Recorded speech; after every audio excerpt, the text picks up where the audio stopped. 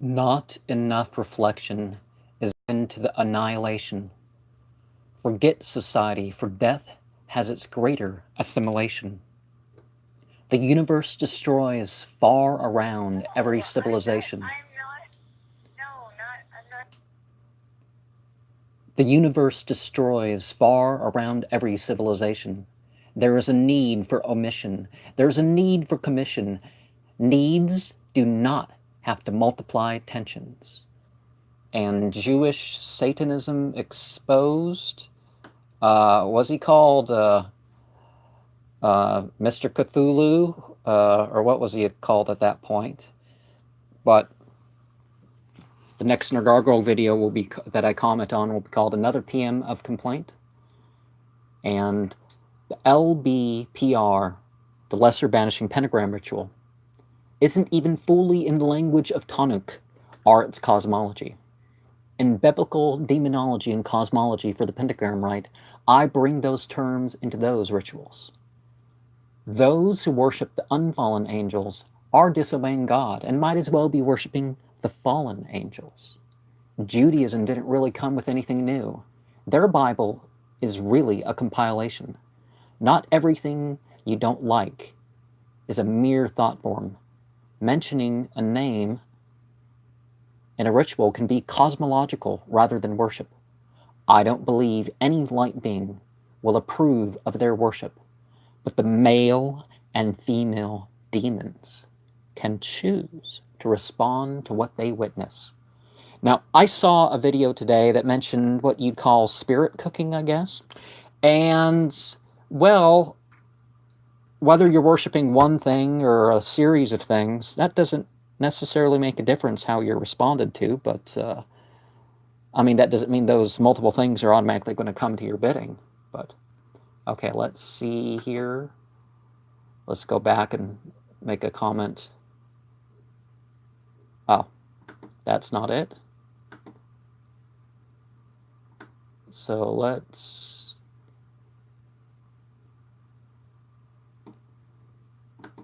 Okay, what was I commenting on here? The passage goes on to say that both Satan is seeking a spiritual freedom and overlapping considerations. I don't even know what... There's a lot of spaces in what I have to hear. Okay, what is this? Michael W. Ford describing pre-Christian forces. Okay.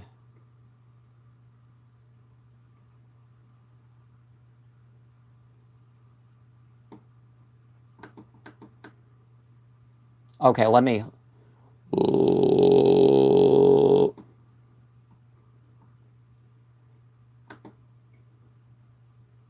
Would I kill a baby for Satan? That's quite the disturbing thing that someone would, you know, when I make that video, if I haven't made that video, I am not telling people to kill babies. The Bible tells you to kill babies, so if you're a good Christian, you might want to kill some children, because it says something, what's that verse of the Psalms about bashing babies into rocks? I think I mentioned that in my Christian terrorism video, but soul travel and alternate realities with E.A. Quetting on Truth Brigitte Radio, Part 1. Soul travel generally seems to be a mental projection thing by groups derived from Golden Dawn and Theosophy movements, for the most part. Astral projection is still as such by any other name, and with or without energetic connections. E.A. Quetting uses some of the key Bible quotes in cosmology mentioned by Paul Twitchell, Darwin Gross, Harold Klemp. Yeah, I guess he's called Gross, not Gross. Harold Klemp, and those who never were that high in the Eckankar Corporation. I don't remember seeing the cover for Questing After Visions, Making Conscious Contact by E.A. Quetting. Group projections don't mean that they are not egregores, but spiritual realities can be known to multiple present. Even the prophets the religions are based on could not simply transfer their first-hand knowledge of the pure spiritual realms. The rituals on top of pyramids and ziggurats were typically of a celestial nature and even included the worship of things in the heavens that could be observed. Maybe Loa or other entities want people to think that they want to eat them to show that they are yummy somehow, but it may enhance the shamanic destructive vision process. As much as attachments and revulsion can become shared, no one else can do your spiritual or psychological work for you. As much as possession, infestation, obsession, or whatever you call the influences and presence of evil spirits is a product of beliefs and deeds. It can certainly be unconscious, but people, being strong and willing, would usually be better suspects for other demons to work with. Drugs of choice doesn't necessarily translate into the best substance to blend with ritual and sorcery.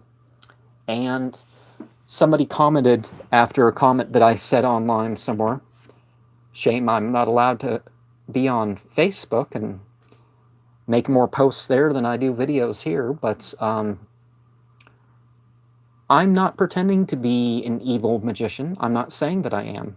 I'm saying that you should not put things to mere chance, but to be more direct and scientific about it. I'm not talking about gambling or ritual drug use. It's something that, hey, go off and do drugs in the name of what you worship. I'm not saying that. But here's a comment to Soul Travel and Alternate Realities with EA Quitting, Part 2. Okay, let me go over. States can have adjustment periods, but a lack of intoxicants reduces physical risk and requires more development, but can make it all the more useful and effective. One definition of chaos magic is to let your experience go wild. This is usually after a structured practice. The afterlife does crystallize beliefs, but neither here or there is mere wish fulfillment of those of the strongest wills. A believer wants the more of the good truth of their faith for all else are not at that station yet. One of those weird things about lucid dreaming is how the thinking like awake and realizing you are asleep. Images of spiritual masters or symbols of entities may not reach into them necessarily, but they reach into parts of your mind that regard them. Aspects of the Adversary, Part 6. Okay, let's go over. Let's see if I can get something running here.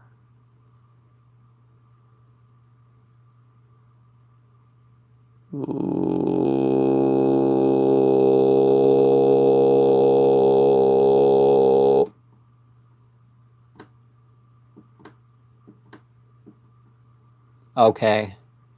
Paradigm Shift Radio, Episode 12, EA Quitting, Practical Magic, Summoning Entities, Soul Travel. And what's my comment? Come on. I was there. Okay. The first line.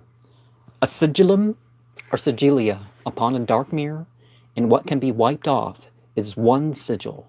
Millions were reminded of was that open heart that is really breasts and butts. Summoning non-corporeal entities typically means worshiping them with evil magic. Etymology may no longer show the meanings in any living sense, but the semantics of language sort of is. Just because you play with an entity or try to interact with it, it doesn't mean what you are aware of is it. A soulmate is preferably the only ones you would choose as lovers, but a self-destructive rather than a helpmate of a spiritual sort seems a corruption.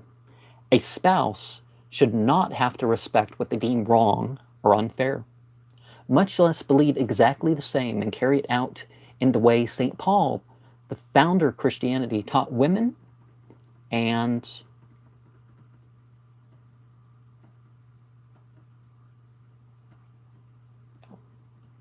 slaves to obey even in wickedness. Sleep paralysis does not make a person vulnerable to al-jinn, or whatever you want to call it. Some people would say, oh, divs are a different one, and Owadadayaks and, you know, fairies, and come on, let's be real. No, I'm not, Any I'm other not, language no, not, is... Psychic and spiritual experiences are often determined by knowing what to do in it. Laying down in rituals is a good idea, because sleep and dreams are best as rituals. I mean, a healthy person, typically a third of their life, they're going to not stay up late watching TV. They're going to go to bed after some dusk rituals and wake up a couple times, probably before sunrise. Hopefully between dawn and sunrise for some dawn rituals. And if they need more sleep, they can go back to sleep. But let's not. I really like this show.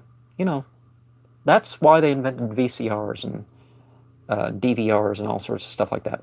Just as your thoughts and feelings go into that, so will they into drug states.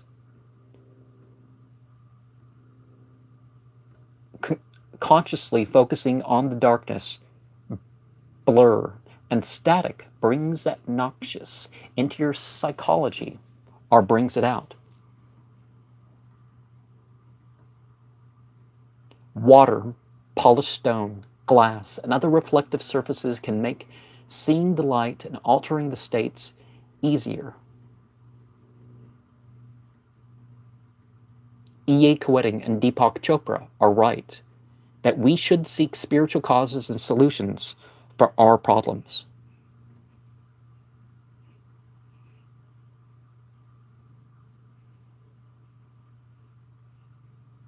And what's this?